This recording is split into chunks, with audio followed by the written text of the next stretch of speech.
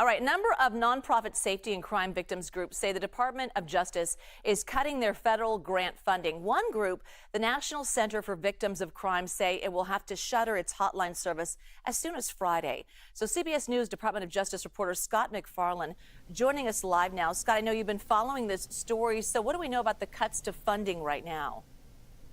Yeah, as of Tuesday, federal grants through the U.S. Department of Justice have been chopped off for a number of crime victims nonprofits, the kind of groups that set up support services for people who are victims of crimes, including children who are victims of crimes. One of the largest is that National Crime Victim Center, which is based in Maryland, and told CBS News this afternoon they will have to shutter their crime victims hotline, which we learned was used 16,000 times last year alone because of the funding. We have an Oakland, California-based group, Youth Alive, which helps children victims of crime, saying this is a devastating blow to them to lose the federal money.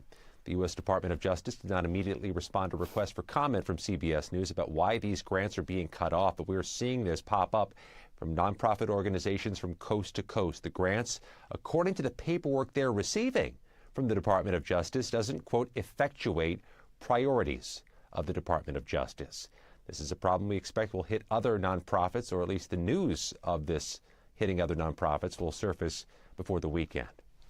Scott, here's an interesting one. A judge has actually temporarily halted her own order requiring information on efforts to return Kilmar Abrego Garcia. So what is the reasoning behind that pause?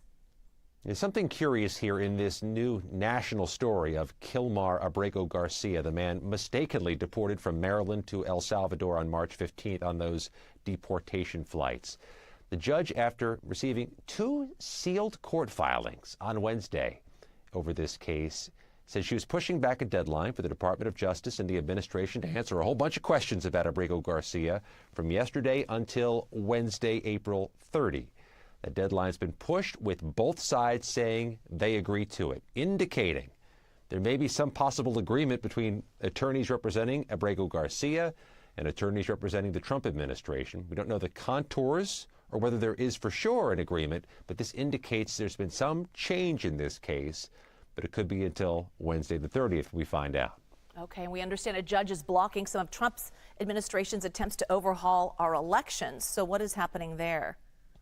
You need a really big spreadsheet to track all these court cases, 200 plus as of now. This one's back here in Washington, D.C.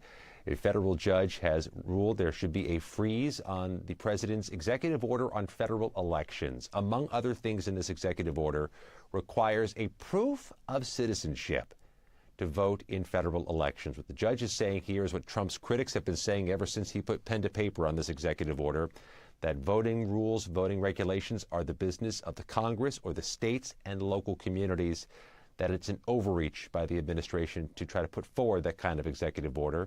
It's on hold. So many of these challenges to Trump administration executive orders have put temporary freezes on those orders, not permanent ones, though.